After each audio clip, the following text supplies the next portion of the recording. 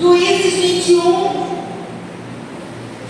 versículo 25, a parte B do versículo 25, só a segunda parte, que diz assim: cada um fazia o que achava mais certo. Cada um fazia o que achava mais certo. E a mensagem de hoje tem por título: a apostasia do povo de Deus. Apostasia, segundo o dicionário Oxford Language, significa renúncia da religião, ou renúncia da fé, ou abandono da fé, especialmente da fé cristã, ou ainda renegação. Mas a renúncia da crença, ou renúncia da nossa fé, não é de hoje. Se você ler livro de Juízes, e eu desafio você a ler essa semana Juízes, você que já terminou a leitura anual da Bíblia, leia Juízes de novo, e você vai encontrar lá o que está acontecendo hoje. Quando nós lemos o Antigo Testamento, nós vemos o povo escolhido por Deus, vendo milagres, vivendo milagres, olhando os milagres, participando dos milagres. Mas mesmo assim, eles não queriam o Deus do milagre. Eles só queriam o milagre de Deus. Centenas de vezes aquele povo que parecia crer em Deus, que parecia estar andando nos caminhos de Deus, renegaram sua fé. Deus, pelo clamor do povo, teve misericórdia de 430 anos de escravidão no Egito e usou um homem, Moisés, para tirá-los de lá. Com mãos fortes, o Senhor arrancou o povo do Egito, deu comida, deu sombra no calor do deserto, deu fogo no frio da noite do deserto, falou com eles com voz de trovão no monte. Mas mesmo assim, aquele povo, vivendo vitórias por Deus, eles viviam também a apostasia. Eles se lançavam a fazer o que achavam certo, como eu e como você. Quantas vezes nós nos pegamos fazendo o que a gente acha certo? E quem tem o ouvido sensível à voz do Espírito Santo, ouve quando ele fala assim: não é isso, não faz, não entra aí, não compra isso, não se vista assim. Mas nós estamos fazendo o que achamos que é certo. Hoje é diferente alguma coisa? Aquele povo fazia o que achava que é certo. Quando Moisés subiu o monte, porque Deus iria dar a ele as tábuas da lei, aquele povo pediu a Arão, pensando que estava fazendo certo: nós queremos Deus, nós queremos o Deus que nos tirou do Egito. Então Arão, na sua pouca fé, pediu que lhes dessem os brincos de ouro. Todos lhes deram brincos e pulseiras de ouro, fizeram um bezerro. Aquele para eles era o Deus de Israel. Mas eles esqueceram de que Deus mesmo já havia dito para eles: não façam para si imagem de escultura, nem do que está no céu, nem do que está na terra, nem do que está nas águas, nem embaixo da terra. Mas mesmo assim, eles queriam apalpar alguma coisa que lhes fosse por Deus. Então, lendo o livro de Juízes, nós podemos ver a apostasia desse povo, mesmo depois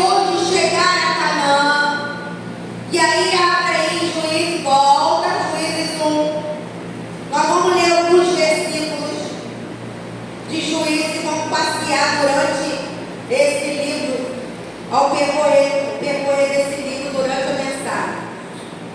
Juízes 1, versículos 16 a 18 diz: os filhos de Judá, fala, Judá, foram com os seus irmãos, a tribo de Simeão,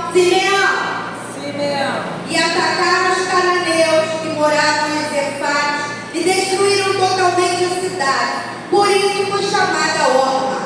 Mas também conquistaram Gaza, Asquelon, Ecrom, com seus respectivos territórios. O Senhor esteve com os filhos de Judá, e estes ocuparam a região das montanhas. Porém, não expulsaram os moradores do vale, porque estes tinham carros de ferro. Versículo 21. Porém, os filhos de Benjamim, repete, isso, não expulsaram os jebuseus que moravam em Jerusalém. Assim, os jebuseus vivem com os filhos de Benjamim em Jerusalém até o dia de hoje. Versículo 27. A tribo de Manassés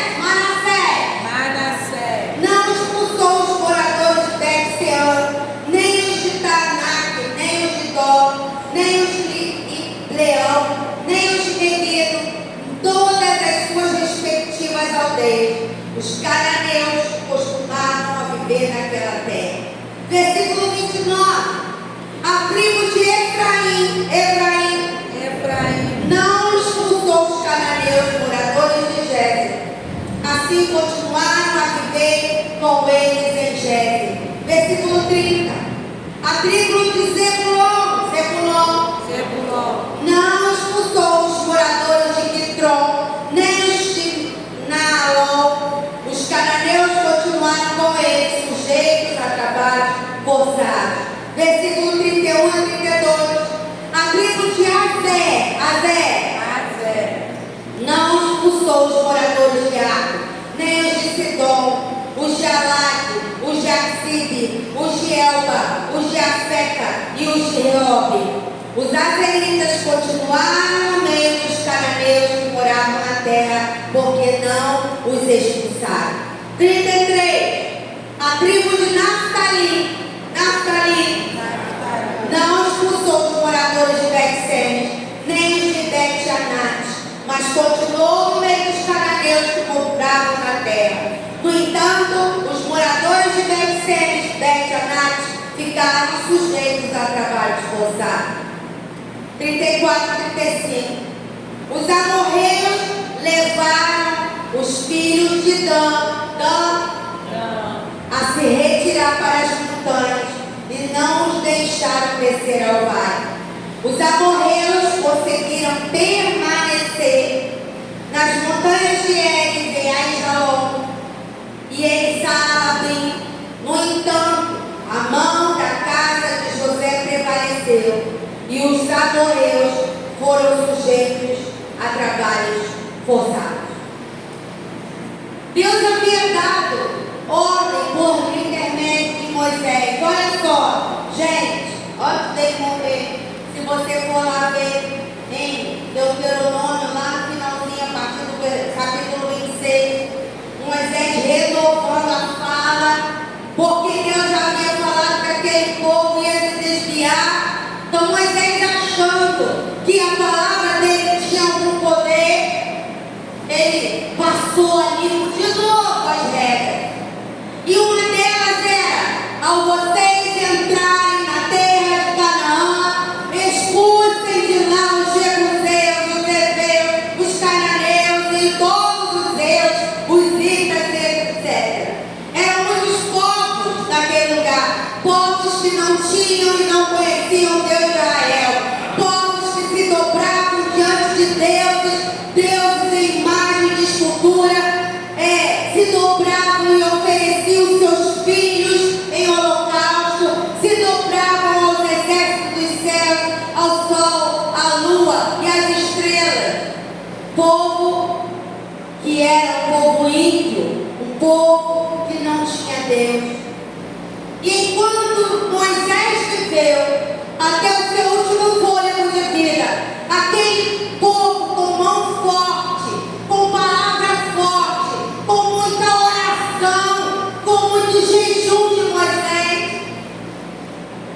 ele foi vitorioso. Moisés morreu. E agora a liderança está com quem está? Josué. Muito bem. Quem não sabe, vem para a escola bíblica. Josué agora o sucessor de Moisés. Josué foi um homem que viu a glória de Deus de pé. Ele viu Deus de pé, o Deus de Moisés, o Deus que fazia milagres e maravilhas, sinais e prodígios. Moisés então pega o povo de Israel, mas a história é a mesma. Aquele povo não queria Deus. Aquele povo queria fazer o que cada um achava que era mais certo, não o que Deus queria, não a vontade do Deus vivo. Eu quero fazer meu corpo, minhas regras, minha casa, minhas regras, meu casamento, minhas regras. Ao contrário disso, a Bíblia diz que o seu corpo é templo de Deus, o seu casamento, a sua aliança deve ser feita em três: a mulher, o esposo e a presença do Espírito Santo. E hoje em dia não é diferente. O povo de Deus, cada um faz o que acha que é certo. Juízes 3, versículo 7.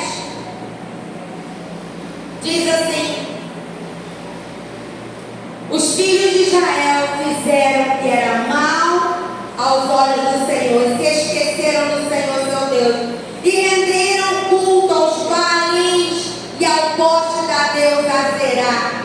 Versículo 12: os filhos de Israel tornaram a fazer o que era mal aos olhos do Senhor. Por isso o Senhor deu poder a Eglon, o rei moabita, contra Israel, porque fizeram o que era mal aos olhos do Senhor. Capítulo 4, versículo 1. Os filhos de Israel tornaram a fazer o que era mal aos olhos do Senhor, depois da morte de Eude. Capítulo 6, versículo 1. Os filhos de Israel fizeram o que era mal aos olhos do Senhor, e por isso o Senhor os entregou nas mãos dos midianitas durante 7 anos. Capítulo 8, versículos 33 e 34. Depois que Gideão morreu, os filhos de Israel voltaram a se prostituir com os Baalins e puseram Baal-Berites por Deus. 34. Os filhos de Israel não se lembraram do Senhor seu Deus, que os havia livrado do poder de todos os inimigos ao redor. Capítulo 10, versículo 6. Os filhos de Israel tornaram a fazer o que era mal aos olhos do Senhor e adoraram os Baalins, Astarote, os deuses da Síria e os de Sidom, de Moabe, dos filhos de Amon e dos filisteus. Eles abandonaram o Senhor e deixaram de adorá-lo. Capítulo 13, versículo 1. Os filhos de Israel tornaram a fazer o que era mal aos olhos do Senhor. Por isso, ele os entregou nas mãos dos filisteus durante 40 anos. Hoje, nosso tempo de vida estimado, mais ou menos 70, 80 anos, na lucidez, né? Depois disso aí, é um ou outro que está lúcido. Talvez você que chegou aqui hoje tem 20, 30, 40, 50, até 80 anos, está lúcido. Talvez você esteja fazendo o que é mal aos olhos do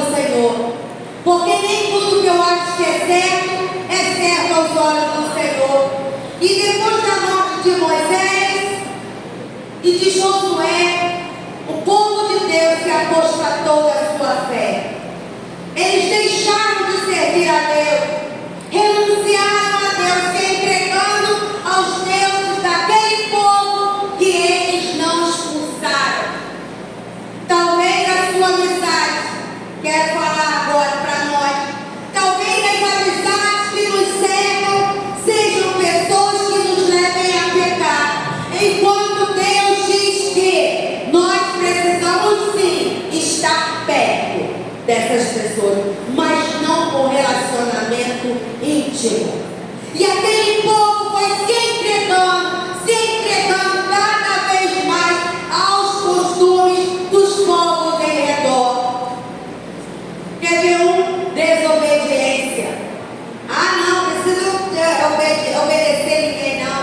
Eu faço o que eu quero, ninguém manda em mim. Idolatria. Aquele povo estava sacrificando agora. E se você for ler mais para frente um pouquinho, eu já estou lá em Crônica. Não é só esses poucos deuses que fala em Juízes, são muitos nomes. E eu já vou fazer a minha pesquisa sobre isso. Chegaram até a queimar os seus filhos vivos para Moloque,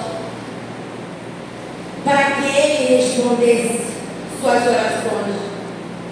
Outro pecado que afrontava, que chamava a ira de Deus, que afronta e que chama a ira de Deus hoje, é o casamento em julgo desigual. Deus já havia falado através de Moisés para aquele povo: não deem suas filhas e seus filhos em casamento para esses povos, porque eles não são meus. Nem tomem de lá filhos e filhas para dar em casamento aos seus. Eles não estavam nem aí para Deus. Eles queriam fazer o que achavam que era certo. Não se importavam mais com Deus que livrou-os do Egito. Não se importavam mais se iam ferir a Deus ou não. Não se importavam mais se iam se entristecer com eles ou não.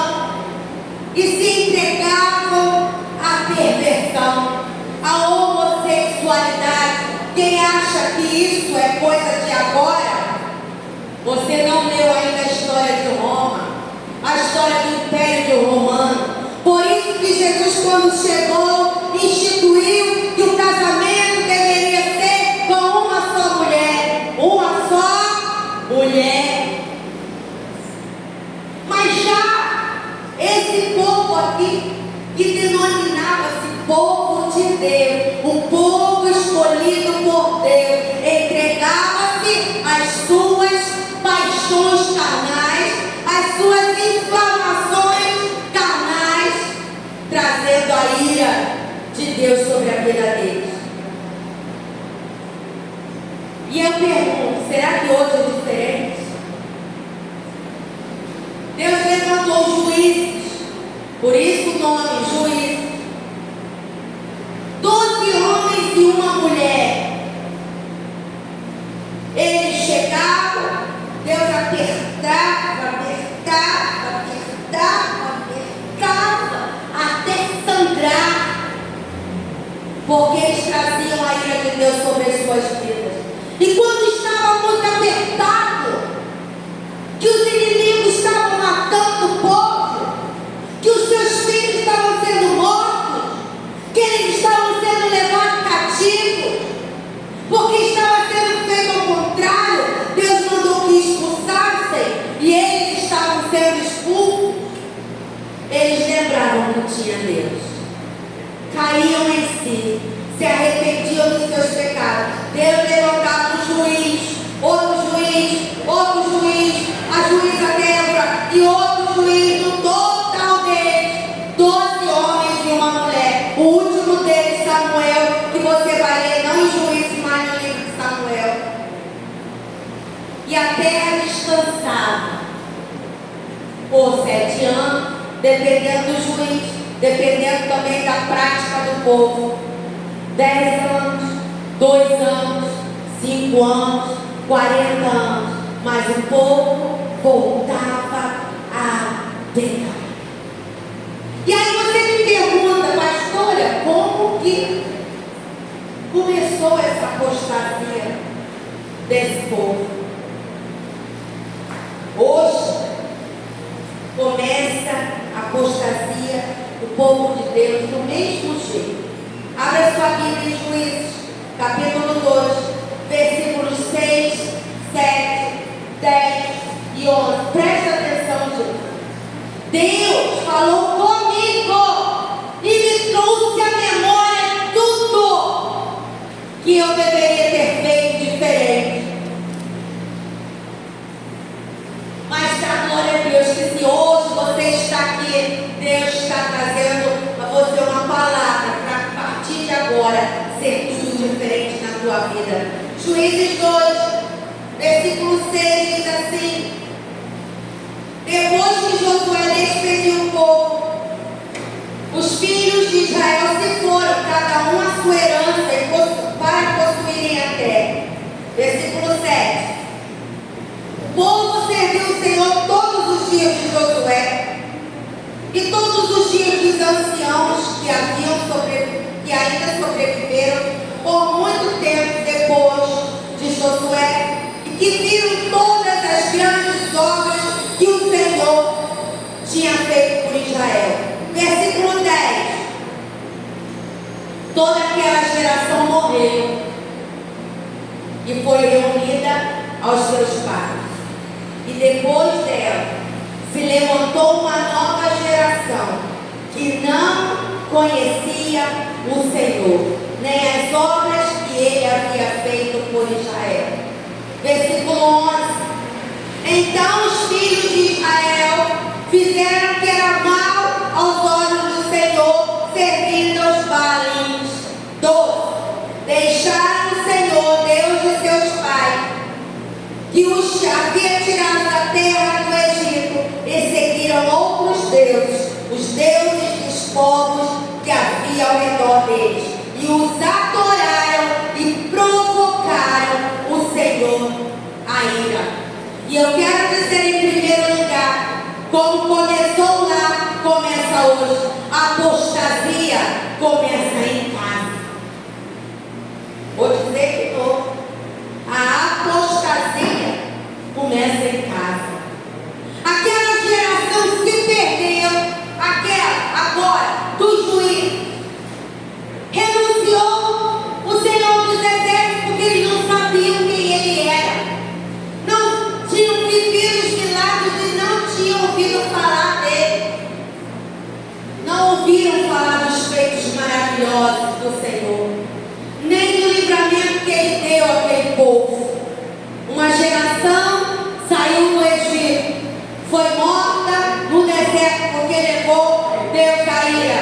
Essa geração morreu, entrou outra geração em Canaã. Essa segunda geração, terceira, né? Morreu, era a quarta geração. Já não sabia quem era Deus, já não sabia quem era o Senhor dos Exércitos. Eu pergunto para nós, por culpa de quem essa nova geração não sabia quem era Deus? Por conta de quem essa geração apostatou da fé ou negou a sua fé? Você já fez aqui a resposta. Versículo 10. E depois dela se levantou uma nova geração que não conhecia o Senhor, nem as obras que ele havia feito por Israel. Aquela geração não ouviu de Deus. Aqueles filhos não ouviram pelos seus pais quem era Deus. Uma geração dura, mais ou menos 30 anos, né? Para vir outra geração. Terceira idade, não são idades.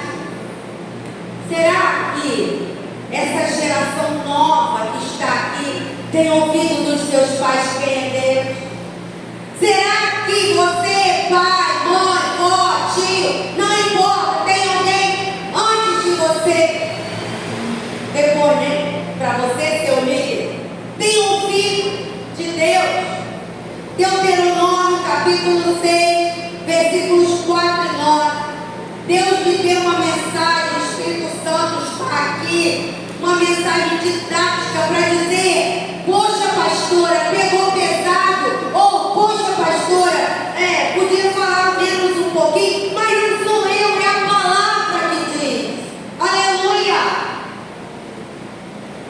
Deuteronômio capítulo 6, 4 a 9 diz assim: escute, ó Israel, o Senhor, nosso Deus, é o único Senhor. Moisés ainda dando ordens ao povo. Portanto, ame o Senhor, o seu Deus, de todo o seu coração, de toda a sua alma e com toda a sua força. Essas palavras que hoje lhes ordeno estarão no seu coração. Primeiro lugar, onde? No meu coração. Versículo 7.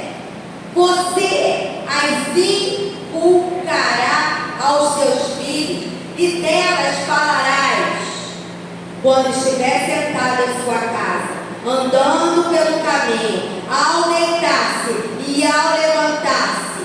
8. Também deve amarrá-las como um sinal na sua mão, e elas lhe serão por frontal entre os olhos.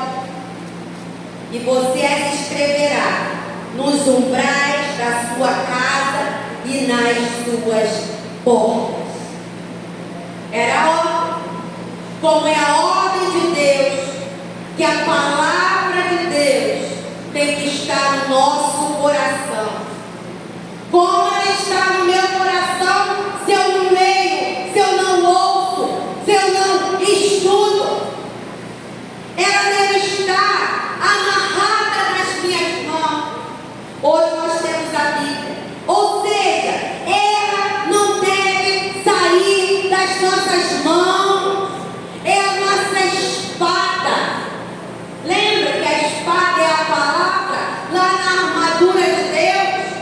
Uma das coisas, capacete, couraça, escudo, cinto, sandálias, e uma delas é a espada nas mãos. Aleluia! Ela deve estar no frontal da sua testa. A palavra de Deus diz que nós somos sacerdotes e sacerdotisas do Senhor. Você é? Amém? Amém. E quando o sacerdote era apresentado ao Senhor, Arão foi o primeiro, ele tinha uma inscrição na testa dele. O que tinha escrito nessa inscrição? Uma fileta de ouro pregada em seu chapéu, né? Que é turbante.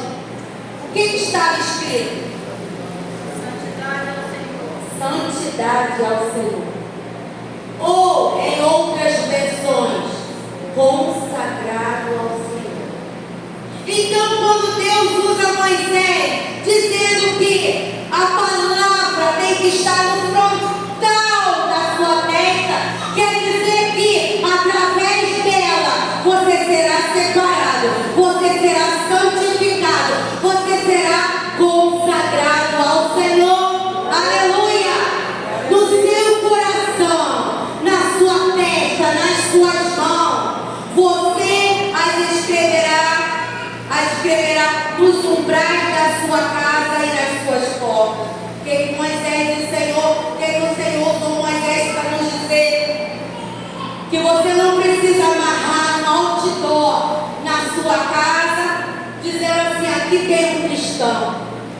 Porque se a palavra está nas suas mãos, se a palavra está no frontal da sua testa, dizendo que você é consagrado, a palavra estará também nas suas atitudes. E quem olha para a tua casa diz: aí mora um homem de Deus, aí mora uma mulher de Deus, aí mora um jovem de Deus, aí mora uma menina de Deus. Não mexe com ele, não. Aleluia! E a ordem de Deus através de Moisés era: essas palavras que você dos umbrais da tua casa, elas deverão ser passadas aos seus filhos. Inculcadas. Sabe o que é inculcar? Não tem de vez em quando alguém chega assim e fala: pastor, eu vim andando sábado a noite toda, uma música que só Jesus está na minha cabeça. Uma música do inferno foi inculcada na tua cabeça. Você ora, você chora, você jejua para aquela porcaria sair fora.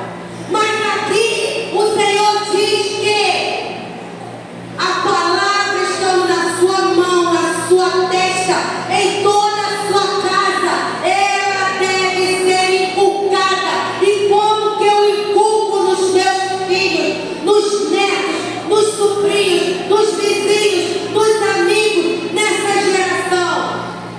Falando. Eles não vão saber da palavra se você não falar que Jesus é amor, que a Bíblia conta uma grande história, a história da redenção. Falar sobre perdão, falar sobre milagre, falar sobre vida em Deus, falar sobre amor, sobre paz, sobre a segurança. As palavras, quando estiver sentado em casa, na mesa, quando estiver andando, indo para a escola, voltando da escola, indo para o mercado, voltando para o mercado, indo para a farmácia, para o médico, voltando do médico, passeando de ônibus, voltando de ônibus, indo de carro, voltando de carro. Inculca nesta geração a palavra que cura, para que eles saibam quem é a tua fé, em quem está a tua fé. Aleluia! Ao deitar-se, vamos contar uma historinha para você dormir, meu amor. Boi, boi, boi. Ou aquele da cuca, misericórdia. Quantas crianças já viu o boi da carapé?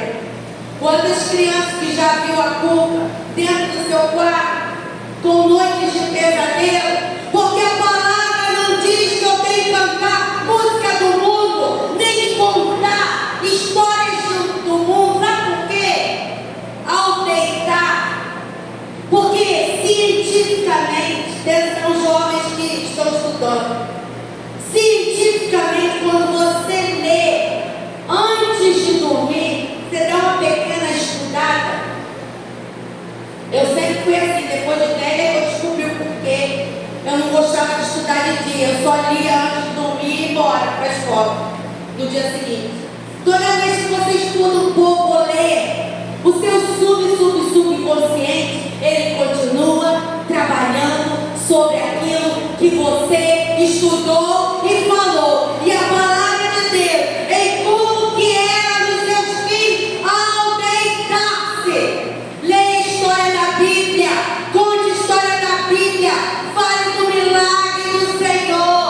E ao levantar-se, Deus te abençoe, porque o mesmo Deus te abençoou a minha vida e continua inculcando, inculcando, inculcando. Aquela geração não amava mais a Deus, nem de alma, nem de coração, nem muito menos de todas as forças. Aqueles pais não falaram de Deus aos seus filhos, não inculcaram quem era o eu sou. Diga ao faraó: eu sou e basta, porque eu sou é aquele que cura, o eu sou é aquele que liberta, o eu sou é aquele que restaura o seu casamento, o eu sou é aquele que te ajuda a criar os seus filhos. O eu sou é o marido das mulheres que não tem marido, o eu sou é o companheiro daquele que se sente solitário, o eu sou o todo-poderoso Deus. Aleluia! E aqueles filhos não sabiam quem era Deus. E hoje é diferente. Os filhos sabem quem os pais seguem na internet, quem eles postam como artista, como ator, como cantor, qual é o hobby dos pais, sabem o que os pais fazem no dia de folga,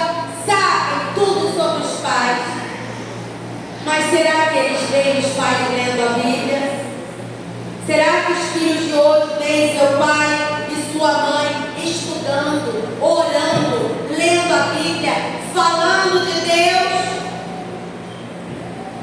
Talvez muitos aqui se converteram fora dos pais. Meu pai é pastora, não é crente, é de outra religião. Minha mãe, pastora, também não quer nem saber de igreja, é de outro lado. Mas eu quero dizer para você que Deus cuida dos seus. Aleluia! Talvez você que chegou nessa igreja e está aqui não foi pelo pai, não foi pelo exemplo da mãe, mas Deus enviou um pai e uma mãe espiritual para você. Talvez alguém que esteja aqui trouxe você para a igreja, porque Deus diz assim: estou te dando alguém para você cuidar. Leva, carrega, fala, inculca. Aleluia! Talvez nós que estamos aqui hoje não tenhamos mais filhos pequenos. O meu já está inculcado, glória a Deus. A minha semente está nela. Uma hora vai frutificar em nome de Jesus. Deus já prometeu, e aquele que promete, ele cumpre no seu tempo. Aleluia! Talvez nós não tenhamos mais filhos. Eu não posso ter mais filhos, mas nós podemos encher o reino dos céus com filhos e filhas espirituais. Deus está dizendo para você aqui: você pode ter feito errado, como ele falou comigo, algumas coisas que eu falei: Senhor, pisei agora e pisei feio, me perdoa. Mas o Senhor está dizendo para nós: gerem filhos espirituais, façam tudo diferente, façam agora o certo como Deus quer e Deus está falando. Aleluia! Hoje nós também vemos, fora esses que vêm, né, sem ser pelos pais, crianças e jovens apóstatas. Pastor, mas nós estamos na igreja, estou dizendo, é aqui mesmo, a começar aqui nas outras também, porque cada um acha que faz o que é certo. As tias cansam de falar comigo: pastora, as crianças não levam Bíblia para a escola. Como assim? Se é um livro de tarde, que eu dei aula para eles lá em cima semana passada, para as tias ficarem aqui no encontro de mulheres. Cadê a Bíblia? Só tinha um. De 7 crianças, só tinha uma Bíblia. Talvez essas crianças não estão sendo inculcadas o valor da palavra de Deus. Não é essa aqui não, gente. Isso aqui é para emergência.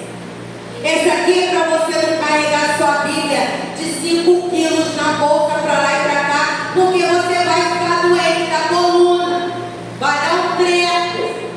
Isso aqui é para emergência. É essa aqui, palavra de Deus. Ah, mas meu pai e minha mãe traz celular. Ah, quantas pessoas dessa geração que não sabem o que é orar, não conhecem o poder de oração. Quarta-feira, dia de oração, todos ajoelhados e um monte sentado. Até gente que não pode ajoelhar, ajoelha, que sabe que é um gesto de humilhação diante de Deus. Uma geração hoje que acha que o culto é uma festinha na varanda. Festinha na varanda eu fiz porque eu quero. Não é assim, na célula? Chinelo, short, blusinha de alcinha. Vou pra festa na varanda. Precisa ter reverência não. Vizinho de lá faz uma barulheira, onde cá toca pagode no final de semana. Precisa ter reverência não. É festinha na varanda.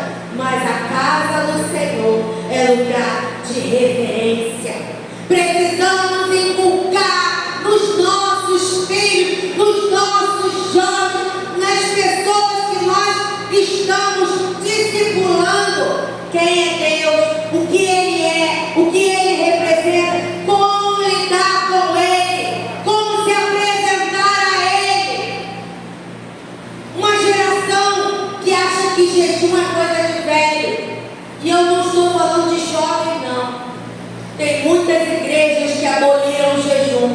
porque diz que o que o Senhor quer é obediência, não sacrifício. Mas quantos aqui receberam bênçãos durante 21 dias de oração? Aleluia. Eu recebi bênçãos. Eu sei que as minhas bênçãos estão no forninho. Quando o Senhor fazer tim no forninho, vai sair bênção atrás de bênção. Porque tudo que nós fazemos para Deus não é em vão. Aleluia.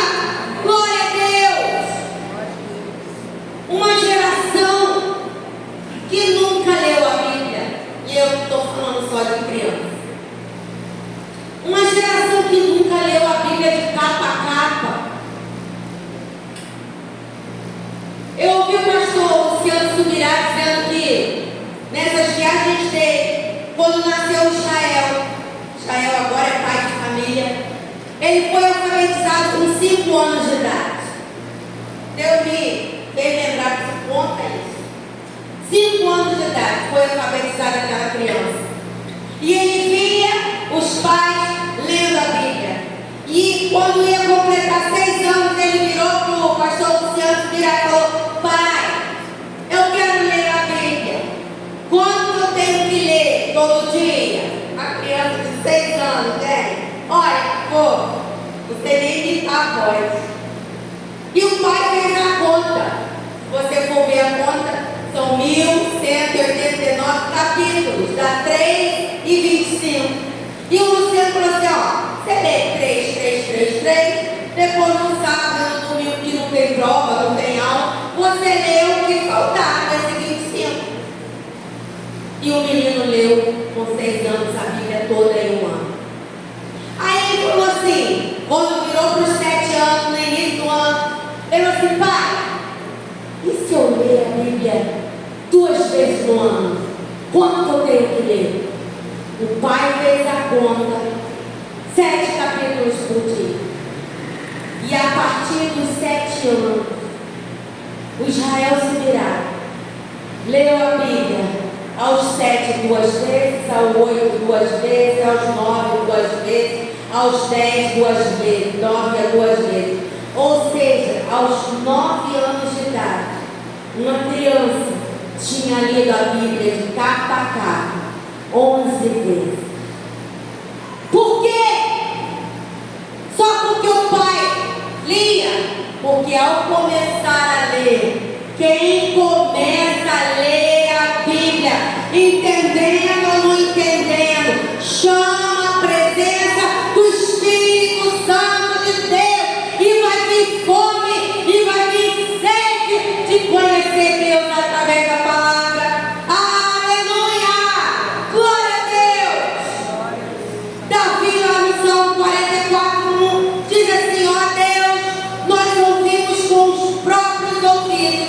Nossos pais nos contaram o que o Senhor fez outrora em seus dias. Aleluia!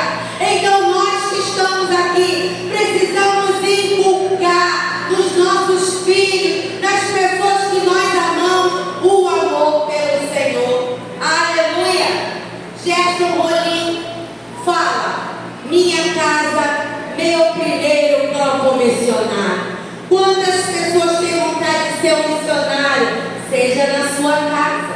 Ganhe seus filhos, ganhe seu marido, ganhe sua esposa, ganhe quem está no quintal morando com você, ganhe sua parentela, ganhe para Jesus. Aleluia! Isso faz com que nós não apostatemos da fé. Mas o que acontece quando estamos longe de Deus? Se você for ler Juízes capítulo 2, versículos 12, você lê só o 12, mas quem está anotando é o 12, o 14 e o 15.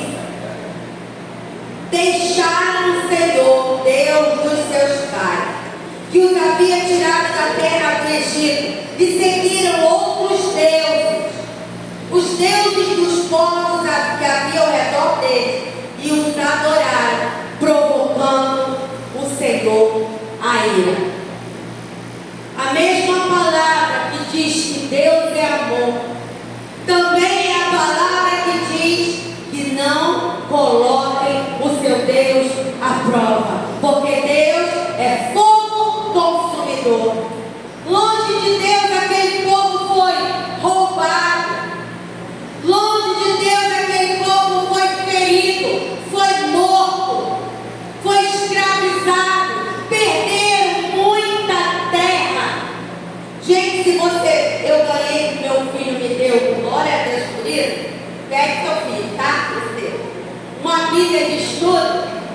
Se você vê o tamanho das terras que Israel conquistou, vamos dizer assim, faz de conta. O tamanho das terras que Israel conquistou.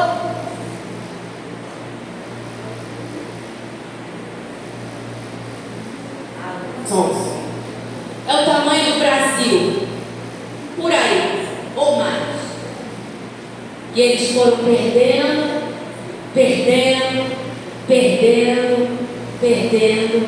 e hoje a gente vê o tamanho de Israel. Por quê? Porque estavam longe de Deus, levaram Deus à ira. E hoje, quanto mais perto de Deus, mais longe eu estou de Satanás. Quanto mais longe de Deus, mais perto eu estou de Satanás. Há uma grande diferença quando Jesus diz: o ladrão, que é Satanás, ele vem para roubar, para matar e para destruir. Mas eu vim para que vocês tenham vida. E não é uma vidinha meia boca, é uma vida em abundância. Aleluia! Oh, como vale a pena estar perto de Jesus. Oh, como vale a pena lutar todos os dias. A nossa carne não quer orar. Gente, fala sério. Quem é que gosta de orar horas e horas e horas?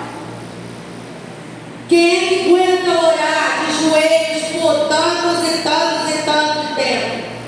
Mas nós fazemos esse sacrifício porque sabemos que Ele se agrada de nós. Ele se agrada do seu sacrifício.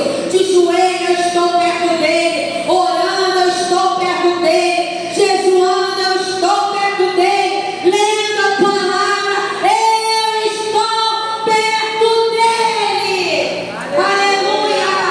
E quanto mais perto dele, menos eu penso em outras coisas. Quanto mais perto dele, mais prazer eu tenho de estar perto dele. Aleluia! Como vale a pena falar desse amor, não só para os filhos, não só para os parentes, mas Jesus falou para a gente falar desse amor, indo por todo o mundo, fazendo discípulos desse amor. Jesus cópias de Jesus, fazendo discípulos, batizando. Dia 9 de dezembro nós vamos batizar mais 2 discípulos de Jesus, ensinando a guardar as coisas. Como que eu ensino a guardar as coisas? Vindo para a escola de crescimento, pedindo ajuda. Eu não estou entendendo, você pode me ajudar a entender? Pode mandar recado para mim, não me faz mal, que eu não sei, eu pesquiso também. Longe de Deus, nós somos levados a experimentar a ira dele. Mas quando que acontece quando estamos perto de Deus? Foi o que aconteceu em Juízes 16. Então o Senhor, 2,16, então o Senhor suscitou juízes e os livraram das mãos dos que atacavam e roubavam. Deus levantou juízes para trazer a sua palavra de volta a ele. Quando tudo apertava, e eu já falei, era um ciclo, apostasia, longe de Deus. E aí eles experimentavam uma servidão, eram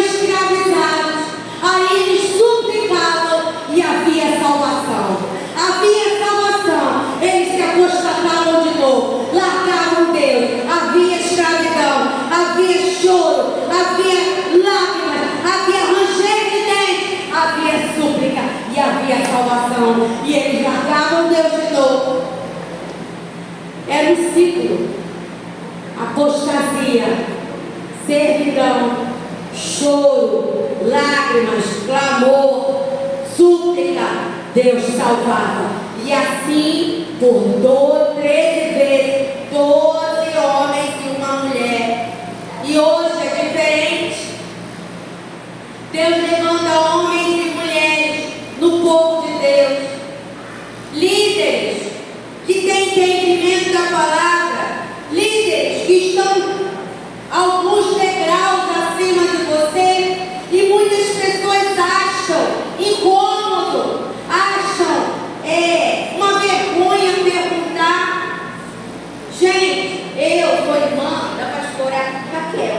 Pastora Raquel tem um dom de mestre, e quando eu não sei para quem que eu pergunto, irmã, eu chamo ela de irmã, é minha irmã, me explica assim, porque eu não estou entendendo. Não é vergonha pedir ajuda. Não é vergonha pedir ajuda para você entender como se chega perto de Deus. Não é vergonha se humilhar, porque os humilhados, eles serão exaltados. Hoje você não sabe, hoje você pede ajuda, amanhã você sobe o degrau e você será um dos que? Será o professor de quem está abaixo de você. Aleluia, glória a Deus. O mundo anda na apostasia. Esse mundo que nós vivemos. Pessoas que eram da igreja, apostataram na sua fé, hoje mudaram de sexo, mudaram sua postura física, fizeram suas cirurgias. E por último, eu creio, tenho certeza que não tem pecado, pecadinho, pecadão. Mas nós podemos dar pecados de menor ou maior importância. Poderíamos dizer para Deus, não, para a gente sim. Eu acho que o pior pecado hoje em dia é querer mudar a palavra de Deus. Tudo que eu quero está aqui, tudo que eu preciso está aqui, tudo que eu preciso amanhã está aqui, tudo que eu preciso para o meu casamento está aqui, tudo que eu preciso para os meus filhos está aqui, tudo que eu preciso para uma relação sexual saudável que glorifica a Deus está aqui, tudo que eu preciso para os meus futuros netos, já estou profetizando, está na palavra de Deus. Aleluia! E o mundo apostatou da fé. Quantas pessoas dentro da igreja se apostataram na fé? Mas tem esperança. Deus é misericordioso. Lamentações 3, 22 e 23 é muito conhecido. Esses versículos que dizem assim: as misericórdias do Senhor são a causa de não sermos consumidos, porque as suas misericórdias não têm fim. Grande é a tua fidelidade, ainda que eu seja infiel. Quando eu choro, quando eu me humilho, quando eu me rendo aos pés do Senhor, Ele vem com a sua fidelidade e com o seu poder e com o seu amor e nos restaura. Aleluia! Glória a Deus! Hoje não é mais um ciclo, mas é uma caminhada da apostasia, do negar a Deus, do estar longe dele, a receber Jesus Cristo como Senhor e Salvador da nossa vida, da servidão que Satanás nos coloca, do sofrimento desse mundo que ele nos coloca, para perto de Deus, sabendo que com Jesus tem salvação e tem uma vida eterna, esperando para todo aquele que não negar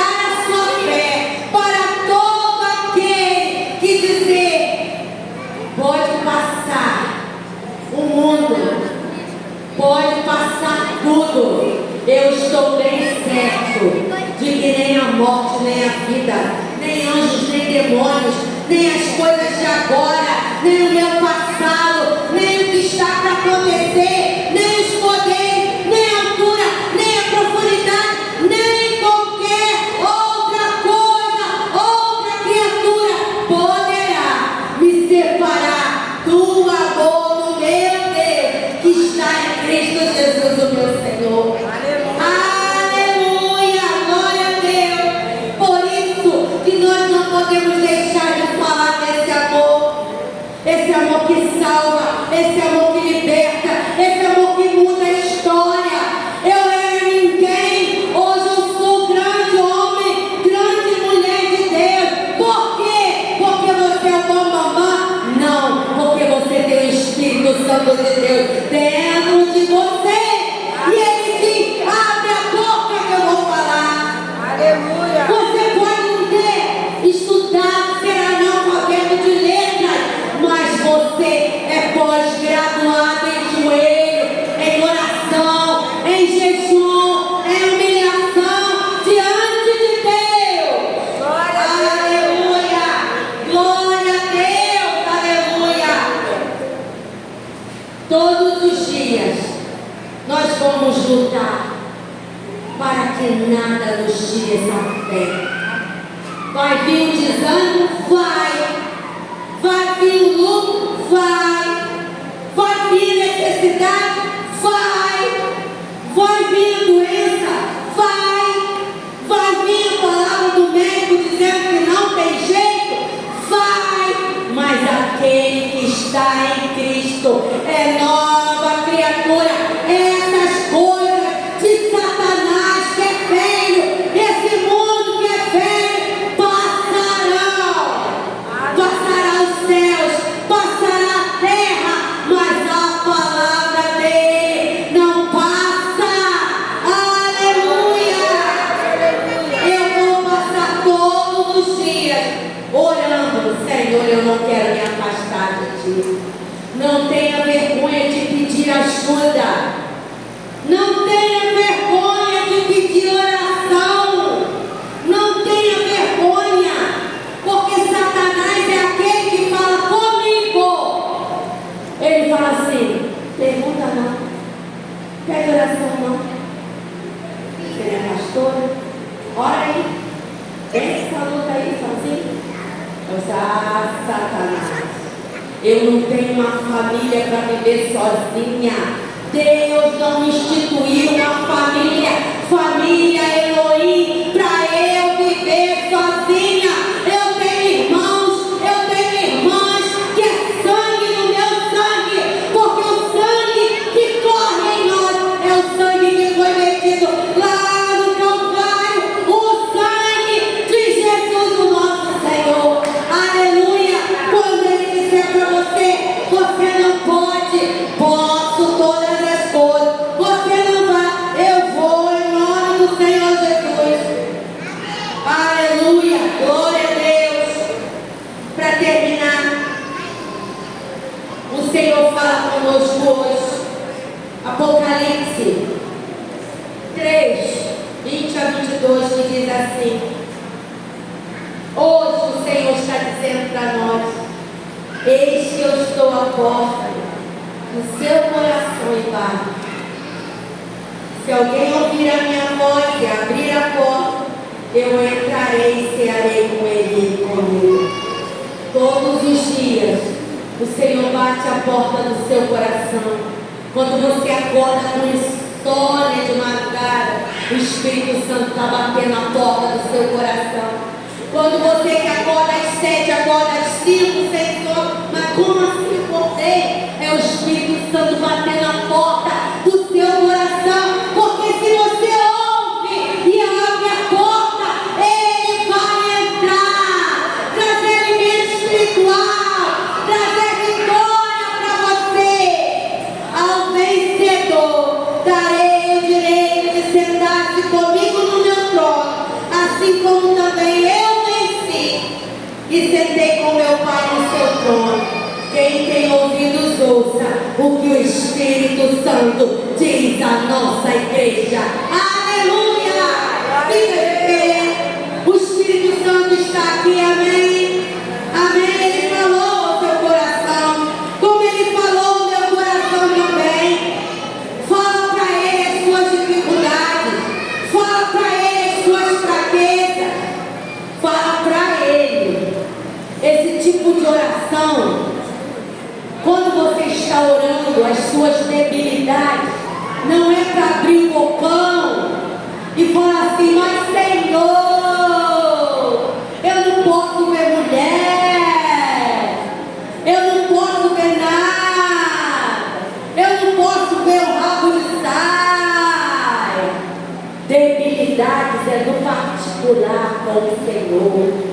Mas quando você for adorar, oh aleluia, adore para o inferno escutar. Obrigado pela vida, obrigado, Senhor, pelo livramento de hoje, porque Satanás quis que eu morresse, mas pelo teu poder estou vivo. Obrigado, Senhor, pelo ganho, pelo meu sustento, porque com o Senhor eu posso todas as coisas, nada vai faltar. O azeite da minha botija, a farinha da minha panela, porque o Senhor é Deus de provisão, o Senhor é o meu Jeová Jireh. Aleluia, glória a Deus. Fala isso para Ele, adore a Ele, glória a Deus. Espírito Santo, talvez você não esteja familiarizado com o Espírito Santo, mas Ele está ali. Talvez você não tenha recebido ainda esse batismo de fogo, porque quando nós temos o batismo de fogo, não tem nada que nos